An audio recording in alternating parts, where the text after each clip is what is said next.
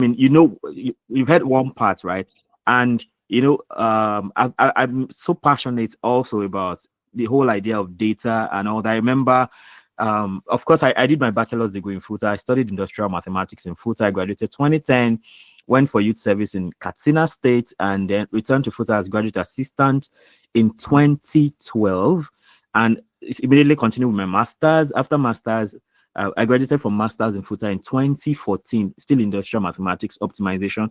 But what I want to say first of all was, before I graduated, I went on IT at a place called KNet Logic. It was at FUTA Junction back then. I really had a nice time because I didn't go to Lagos, where you had to wake up 4 a.m. and then you still get late to work. Then I was living somewhere close to, I was living around Embassy. For those who know Embassy in FUTA, so I could wake up at 7:30 and I'll still be early for work. It was so sweet. So there, what I was basically doing was using, I did a lot of things, right? There I learned how to use Peachtree for accounting. I even tutored people on Peachtree. Then I did SQL. Then I was teaching Oracle 9G back in the days. That was what people were using for in banking, all this Oracle 9G, 10i, Finacle, and all the rest of them. Then guess what? My IT presentation was, well, I did that using Microsoft Excel. And what I just did was I programmed Microsoft Excel to compute results. So the way results is computed today in FUTA, especially in maths department, I'm not talking about the Smarty. Of course, Smarty is on a very large scale, but at my own level, right? So we actually basically introduced the whole idea of automating result processing in the department. Together with yes, hello. Sir. Hello. Oh, okay. I thought someone was trying to talk to me. Sorry Okay. about that. I meet him already. Sorry about okay, that. okay. I thought the person was trying to. Maybe you weren't hearing or something. Okay, thank you. So, my mentor, Dr. Afolabi, you know him very well. Your father paid for it, and it's such it's been such a great influence on all of us. And together with people like that, we're able to. So my presentation basically was using Microsoft Excel to do all of that automation process for results in the department and things like that. So I've always enjoyed working with data. Just early this year, right? Okay, let me start with the last one. So in 2023, I started learning Python just about 2 years ago, like actively. I've made attempts and everything, but I started learning Python actively around, say, January 2023. Can you imagine?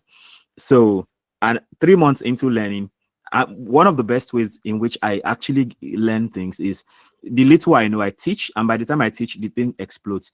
So I became a data analysis faculty at B.Dot, an edtech startup in Tokyo.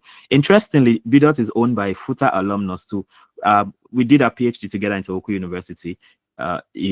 So it's been such a nice ride. And interestingly, early this year, 2024, I became a partner with AfriFounder Startup Studio. If you're here, like maybe you own a startup and you have an idea, maybe especially, I think currently we are really focusing a lot on health tech. Our office is based in Lekki. So if you have some idea and you think you need, you have an idea, you have an idea how to scale it and things like that, and you think it's a sellable idea and you can get a startup from that, of course, you definitely want to talk to me, and I can connect you with our managing partner who is actively on ground. And currently we work with a lot of businesses, not even just startups, so if you have such ideas brewing and you've been wondering how you want to go about it, and you have the idea well articulated, we can actually take it up from there and all that. So that's talking about AfriFounders. So let me go on. I have just some random visual data visualization here. Talking about EdTech, right? I have, just like I've told you, you can see I have like an EdTech background, talking about being a part of B.Dot and even AfriFounders that is into raising a startup studio is a place where startups are incubated and scaled, basically. So we are not a startup. We actually make startups, so to speak. So with my EdTech background, right, this is just some kind of random data that teachers using video multiple times per week more people are beginning to embrace using modern technologies to teach. We're talking about the impact of data in education, right? Then teachers not using video regularly. They use videos, but they're just 30%. Now, all this data may not make sense to you, but just follow me. Then, of course, talking about personalized learning environment. So those people who use traditional e-learning, e-learning has been on for some time, right? So there's still the traditional e-learning where probably you just upload a video or something like that without really interacting with the people or getting feedback from them. So, and with that, right, the learning improvement discovered is, I mean, very good, up to like 100%. But with the aid of visualizations and enhanced e-learning, I mean, if you I don't, maybe some of you have seen ULesson. Interestingly, ULesson is a Nigerian-based ed tech, and they have done a lot of work. Like, you learn math or biology or whatever with visuals like that explain everything step by step, and that has really helped a lot of people to learn concepts that would have been otherwise difficult to grapple with. I'm aware my time. I have 25 minutes, so I think I've spent about 10 already, or something like that. So let's go on. So then, of course, talking about, I'm also a researcher, a scientist. I'm into mathematical biology, and what that simply means is we use mathematics to make sense of biological phenomena like ecological interactions, like prey-predator relationships, or things like disease spread. I've modeled COVID. I've modeled, currently working on things like malaria, syringe reuse and things like that, all kinds of aspects. The beautiful thing about my field is that with my maths I can make sense of whatever it is you're into, because I see myself as a mathematical many things, like mathematical biologist, sociologist, psychologist. I'm going to share with you very soon a questionnaire which I'll really be glad if you can help fill. We are trying to measure academic resilience because we discovered that it's not enough. You can be intelligent and not do well in school. You can be the best. I mean, when it comes to brain power, and you are not the best based on your results, because at the end of the day, right, it is those who can really withstand stress that will succeed in life or in whatever endeavor there is, because life will throw things at you. When you fall down, can you get back up? That's resilience, and that is more important than intelligence. Now, it's now even more interesting if you are intelligent and you are resilient. Your life has nothing on you for sure. So, impact of graphs on believability of scientific facts. Now, this is just analysis to show that if you have, if as a data analyst or data scientist, well, for me, I like to situate myself somewhere around data science and machine learning. Of course, we started from I like to talk about the progression, right? That everybody, no matter who you are, even if you're a paper seller or anything, you should master Microsoft Excel. That's like, in fact, I know people who all the money they make is just from Microsoft Excel alone. In fact, the best, I mean, as the last time I checked, right, the best Microsoft Excel user in Africa is a FUTA alumnus, Michael Olafusi. He started Urbridge Consultancy or something like that, using just Microsoft Excel, and there are many more people like that. Just Excel. They with Microsoft Excel, they work at the Nigerian Stock Exchange and different places like that. So I believe Microsoft Excel is like the first place where you can start from. So once you can master that, then you can now scale up to maybe things like business intelligence, where you use Power BI or Tableau. And at that point, you're already beginning to talk about something like SQL, that's SQL, structured query language, which is for database management. Then from that, if you want to, just like Ronke said the other time, once you enter, you can see the more you get hold of a particular one, you want to keep going up and going up like that. So once you start with that, then you can still do some data analysis with Python or R. I mean, there's this talk that keeps going on that between R or Python, which is better. Well, I don't know, but for me, I have a very strong preference for Python. That in fact, what I'm on a drive, right, to see how Python, you can use Python for everything. For instance, I just developed a course where I can teach SQL using in Python using Jupyter Notebook, so I don't have to go and worry myself about maybe VS Code or anything. Of course, I know when it comes to maybe deploying apps and things like that, you may need a very robust database, and you may want to go all that way. But at least at the level of teaching the basic concepts, I have seen Jupyter Notebook as that one-stop shop where I can write my notes, write my code, show my graphs, and even do SQL just with that Jupyter Notebook. So I don't have to, because I also like to streamline the things I do. So if you have graphs in your work, it's the attention rises so fast, and it makes it more believable. And that's why people can easily manipulate you with data, right? So as data people too, you also want to be careful of people who use data to just bamboozle you. You want to be able to drill down and call their bullshit, like they say. Well, I don't know. Okay, yeah. So then talking about information type, right? If the information is visual, there's higher retention compared to when it is written or spoken. I think that can be taken for granted. Then of course there's this idea of open science, that anything you publish, there's one funny thing I noticed back in the day in Futa, that you have what is it called now? People they go online and download a note for free, and then they want to sell it to their own friends. And I'm like, why? Like, if the person who put it there in the first place did that, you wouldn't have access to it, So like that. So we see that when science is open, right? When you freely share information, that's why I do what I do. I was having this conversation with Chukwemeka, right? And it was like, why do I do all the things? Like, I make videos on YouTube. I started my YouTube channel around February. I'm currently at 470 subscribers, and I'm looking forward to maybe getting to 500 within 2 days. And I know with the people I'm seeing here, if I can get 30 people to subscribe, I'll reach 500, and of course we can take it on from there. So I'll be dropping all that link at the end of my talk. So be sure to subscribe, because you have a lot to learn. I have a playlist on mathematics. Like, of course there are other things, because I talk about scholarships, I grant interviews, I talk about personal development and everything, but the main focus is like mathematics. You have different mathematical things I've taught. I have a whole playlist on calculus. I just finished a statistics playlist, 35 videos, going all the way from what is statistics down to ANOVA. As I teach this, I also write the Python code to demonstrate how those things can be implemented. I have quite a number of videos on probability.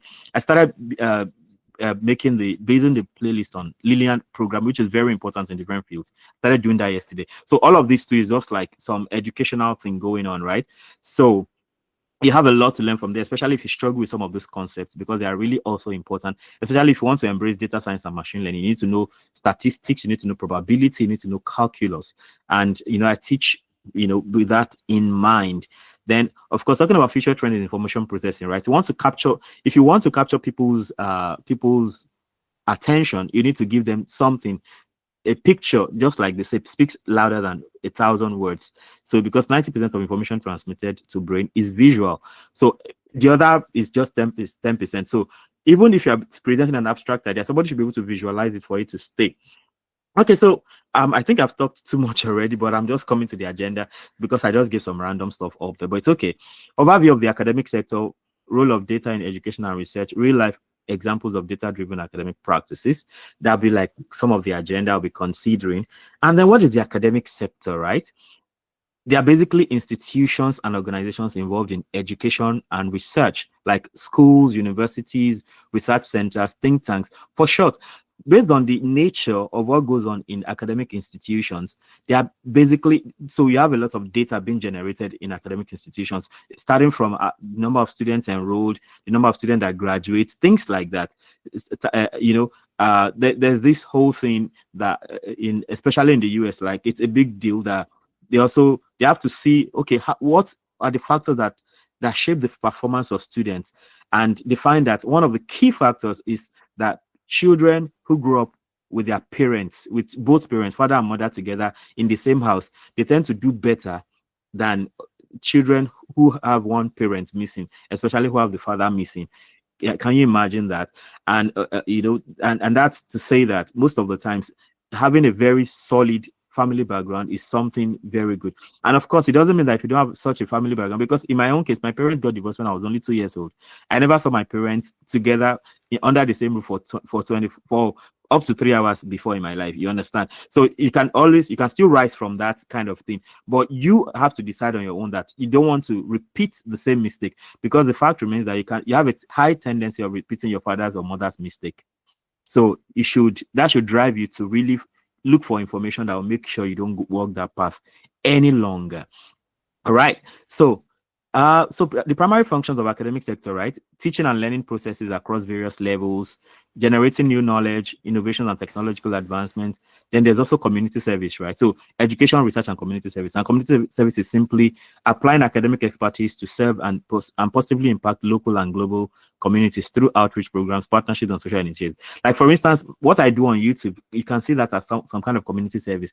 I could just be teaching in the university and that will be all right. But putting it on YouTube, it will be there for generations and people can come and learn. Even people who are not really like researchers, or they just, some people just study maths for fun. I've met people like that. They just enjoy doing maths for the fun of it. So talking about data-driven improvements in education, right? So data has really helped to track progress and identify learning gaps. Student performance analysis in that case now. So with platforms like Turnitin, which is popular for checking plagiarism, right? It does other things like analyzing student submissions to improve writing skills. Then we have personalized learning. Now, in this day, education has been democratized in the comfort of your room. If you're studying maths or you're studying anything, you can be learning what they are teaching in Harvard without going to Harvard, just in the comfort of your room. All you need is data. Like they say, if you don't have money, if you don't have anything in this life, just have data and you'll be fine. So personalized learning, right? Adapts educational content to individual needs using AI. E.g., Newton provides personalized learning paths based on student performance. And then there's EdTech, which I'm really passionate about, being part of one myself. So, so in EdTech, right, data enhances learning experiences through digital tools. Like I gave you the example of ULesson. ULesson is a Nigerian-based EdTech startup owned by, I think his name is Shagai or something like that. So ULesson is an edtech firm dedicated to provide high quality, affordable, and accessible education across Africa, and they've been doing a great job at that. So then, of course, we have recommendation systems. So this uses data-driven insight to suggest courses that align with students' prior progress and performance, e.g. Coursera or Khan Academy recommend learning paths based on student data. Like, for instance, our kids, one is 5, another is 8. They use Khan Academy, like they begin to learn, grammar, things in science and all that, and they keep progressing like that because that's the way the app is designed to function. Okay. So the journey of student data from collection to classroom action, right? So you have data collection, you study data, you analyze the data, you see. So by analyzing the data, you can already draw insight. When you see raw data, right, you can be wondering what's happening, but data visualization is so powerful. That's why I started out with that. If you can visualize the data, you can already begin to see insights already. You can already begin to have questions. You can be curious and be wondering why some numbers are higher than the other, and that curiosity can actually drive you to understand more things that you can implement in the classroom, and then you can then give feedback like that. So let's look at data at the crossroads of education and research. So here I have three circles. That's a Venn diagram. Each of the circles is okay. The yellow is education. The green is that green or something? I don't know. The ladies know colors better, but that looks like green to me. Maybe light green or whatever. I don't know. So research is in that green one, and this one it's not red per se. Maybe it's pink. I don't know, pinkish something. So that one is data. So when research meets education, that is what you have: discovery, right? Then when education meets data, you have insight. When research meets data, you have evidence. So data gives evidence to your research, and at the intersection of research, education, and data, you have innovation. That's where new ideas are birthed, and those are the things. For me, right, I like to define education as being able to read and write. Normally they'll tell you that if you're educated, you're able to read and write. But for me, you should be able to read and write and get information that can transform you and transform your society, right? So the future landscape, because of my time, the future landscape, we have emerging trends coming. AI is here with us. It is interesting.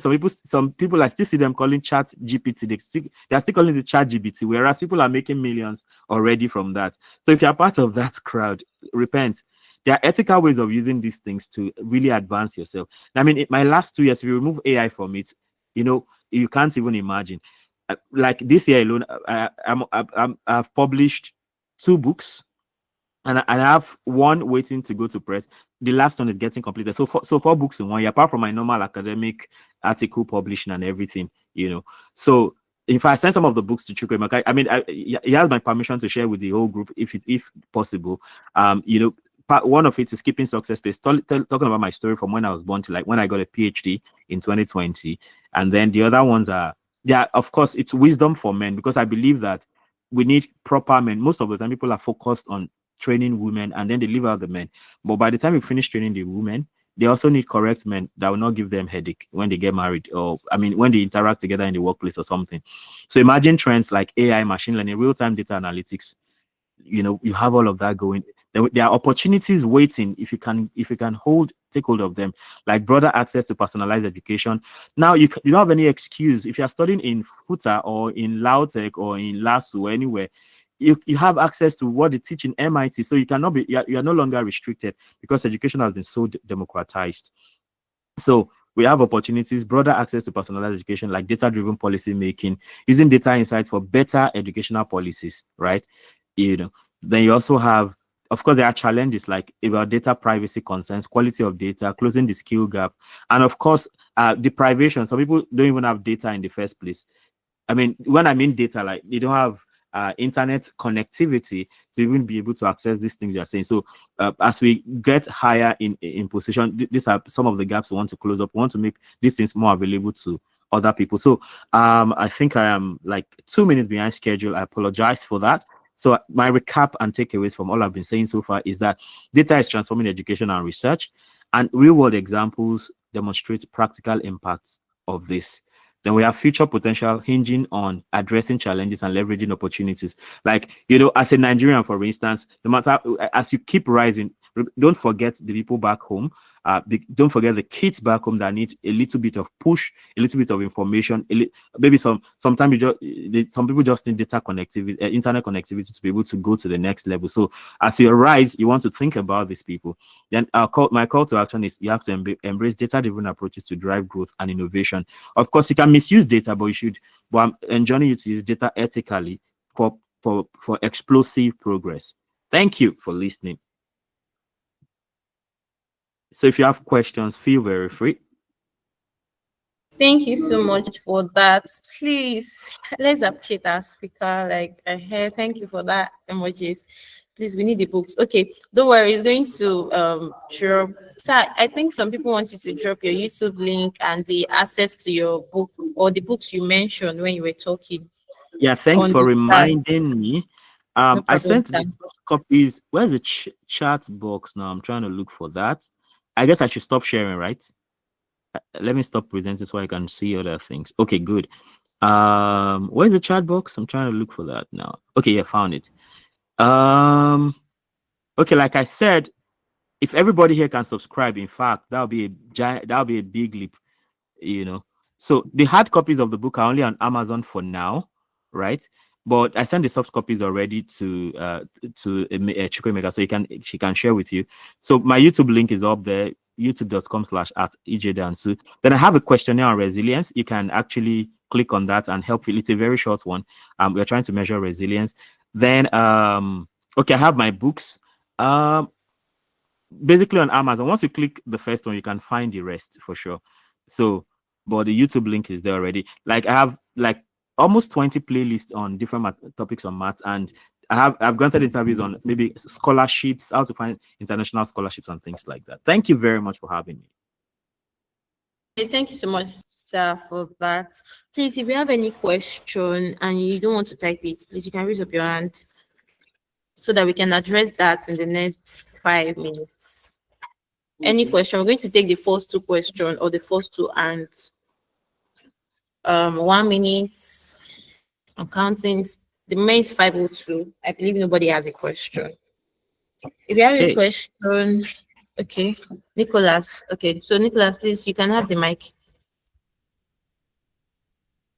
So Nicholas and Damilola, those are the two people we're taking for this section. If you have any other question for the speaker, you can drop it on the WhatsApp group. That's after the two people that I just called. So please, you can go ahead, Okay. please. Good evening, sir. Good evening, everyone. Good My name evening. is Nicola. Yes, I'm a student of University of Ibadan. I'm Nice. doing my I'm doing my MPhil. I want to ask because I'm very much interested in this topic of data analytics. I want to know. I'm into um, I'm a natural products researcher. As I'm into research of natural products, and I Okay. would like to know because when I saw the topic, I was very much interested in, to know how, you know, data analytics could be used to solve pressing issues in the health sector. Like, for example, like, one of the challenges we have currently in science, in the Mm. scientific community, is the issue of antimicrobial resistance. I don't know if you've heard of it. Sure, It's sure. I work on that area too. So you discover that different bacteria, different organisms, today you use a particular drug, suddenly they gain resistance to it and it becomes hard to treat them. So do Mm. you think that data analytics can play an important role in antimicrobial resistance? And how do you, how, what do you see? How do you think it can be applied in that respect, to Great. bring about good results? Thank you. Excellent question. I think the first place to start from is, thankfully you are in the university setting. So the first thing you want to do is you want to check for the current literature in that area. Just go online. I mean, there are many AI tools that can help, like Perplexity AI. Just go there and type antimicrobial resistance to bring you a ton of areas, and you can easily sift through. Interestingly, you may also be able to find data sets that are freely available if you're already into data analytics, right? Now, I mean, there's also this issue about what's the difference between data analysis and data analytics. That's another question that people ask most of the times. I mean, to my mind, right, data analytics is more like the biggest umbrella encompassing every other thing: data analysis, data science.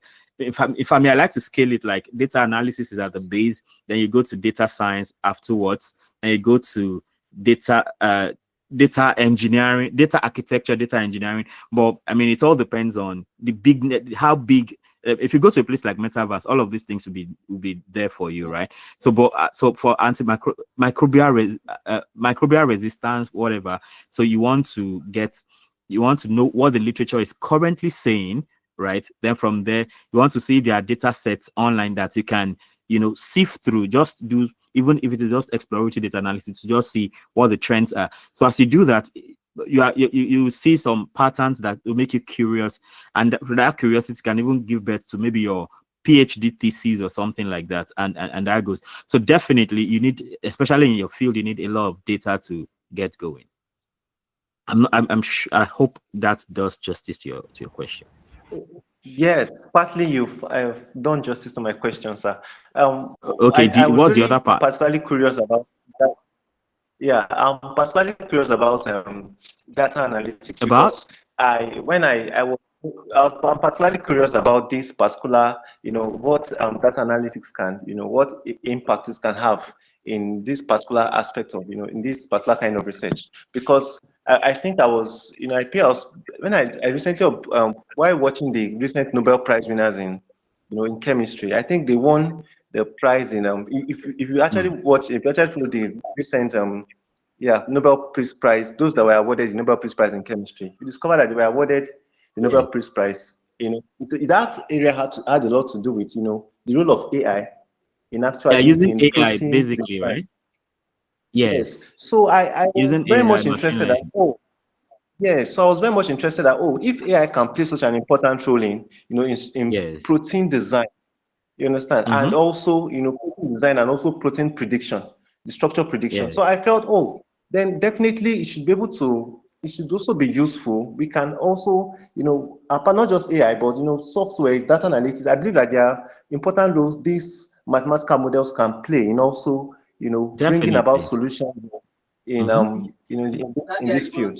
What sparked that curiosity, sparked that question in my heart. Thank you. Yeah, I think one other aspect is we need a lot of collaboration also, you have this, you are from this microbiology or biology or whatever background, so you need to interact with mathematicians, you need to interact with maybe biochemists. So as you pull all this together, you can have a lot of insight. I mean, in that space, for instance, for this resilience questionnaire I just sent in the group, it is in partnership with a friend of mine who is a psychologist, an education psychologist in the US. So he just felt, oh, we can actually use a mathematical model to model resilience, because resilience is really important. If you can get, as a parent, for instance, if you can get your child to be resilient, that when they fail, they can rise up again. Some people, they fail and they are trapped, they cannot get out again. So if you can achieve that, then you have a long way to, I mean, you have done a lot already. So I think interdisciplinary, multidisciplinary collaboration can easily also be of help in that area. So as you interact with like minds, you can also get some insights to that. Definitely the future is in machine learning, is in AI and all of these things. So let's yeah. Thank you very much.